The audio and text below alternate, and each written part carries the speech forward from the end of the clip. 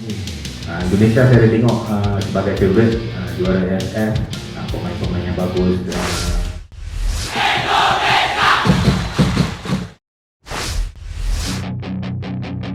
Lontarkan pujian, pelatih Malaysia U17 merasa kasihan dengan Indonesia. Menghadapi timnas U17 Indonesia di laga hidup mati membuat pelatih Malaysia U17 Osmera bin Omaro mengakui kerja keras pasukan Bima Sakti di ajang kualifikasi Piala Asia U17 ini. Osmera bin Omaro memuji kualitas skuad Garuda Asia yang memiliki pemain bertalenta. Indonesia adalah tim pilihan dan mereka memiliki pemain bagus. Meski bermain tanpa supporter, status sebagai tuan rumah memberikan motivasi yang bagus, ucap Osmera bin Omaro. Di lain sisi, Osmera bin Omaro mengasihani Indonesia pada laga penentuan ini. Sebagaimana diketahui, laga antara timnas Indonesia kontra Malaysia selalu menyajikan tensi tinggi. Timnas Indonesia U17 diuntungkan lantaran bermain di Stadion Pakansari. Namun kali ini pertandingan digelar tanpa penonton untuk menghormati korban tragedi Kanjuruhan. Osmera bin Omaro selaku pelatih timnas Malaysia U17 menyayangkan hal itu.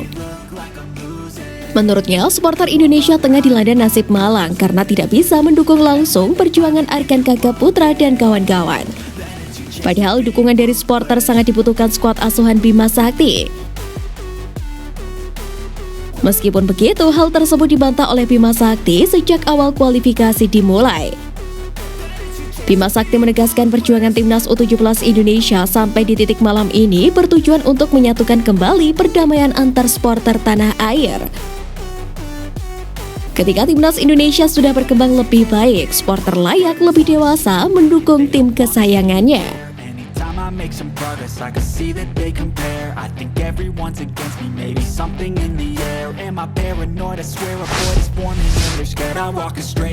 Persamaan Bima Sakti dengan Sintayong.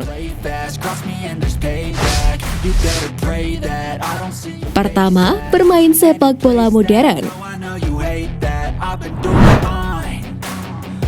Baik bersama Bima Sakti maupun Sintayong, permainan timnas Indonesia tampak semakin berkembang, bahkan bisa dikatakan meningkat.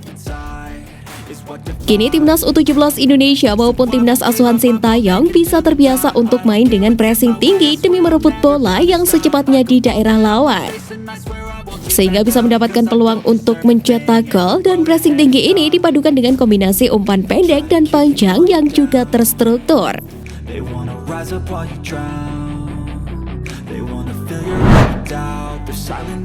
Kedua, meningkatkan kedisiplinan para pemain. Sintayong dikenal sebagai juru taktik yang sangat tegas kepada anak asuhnya, begitu halnya dengan Bima Sakti. Jelas itu dilakukan demi membuat para pemain menjadi pribadi yang lebih baik saat di dalam atau di luar lapangan. Sintayong terlihat ingin para pemain timnas Indonesia menjaga pola makan, dan makanan yang mereka konsumsi itu selalu sesuai dengan standar atlet. Tujuannya jelas, yakni demi menjaga kebugaran pemain. Sedangkan Bima Sakti lebih sering menanamkan moral untuk menggawa Garuda Asia lantaran masih memiliki karir yang panjang.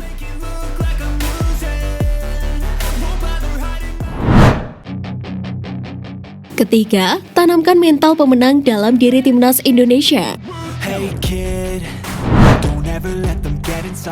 Timnas Indonesia memang punya talenta berkualitas, akan tetapi kualitasnya tidak akan terlihat di dalam pertandingan jika mental tidak kuat, dan itu sudah terjadi sejak zaman dulu. Nah, hal itu pun pelan-pelan coba diperbaiki oleh Sintayong dan juga Bima Sakti. Kedua pelatih itu terus menggembleng mental para pemain timnas Indonesia, baik di dalam maupun di luar lapangan. Bima Sakti dan Sintayong juga tidak berhenti untuk memberikan motivasi kepada tim asuhannya. Tujuannya pun juga jelas, untuk lebih percaya diri saat menghadapi siapapun. Meski di atas kertas sang lawan lebih kuat baik dari sisi permainan maupun fisik.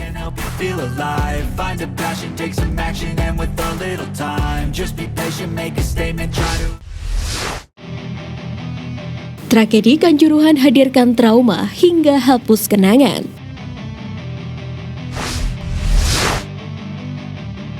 Mantan gelandang timnas Indonesia Hendro Siswanto merasakan trauma yang mendalam atas tragedi Kanjuruhan.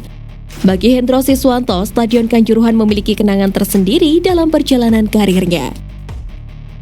Ini stadion bersejarah buat saya. Pertama kali saya seleksi timnas, pertama kali karir saya ya di stadion ini. Kalau ada kejadian seperti ini, sedih sekali. Saya dulu mikir, kalau punya anak, kalau Arema main di sini, mereka saya ajak nonton di sini. Tapi saat ada kejadian ini, saya lihat banyak anak kecil jadi korban. Nelangsa. Mau ajak anak ke stadion jadi takut sekali. Apalagi saya pelaku sepak bola. Pemain saja takut, apalagi orang tua lain. Ucap Hendro Siswanto.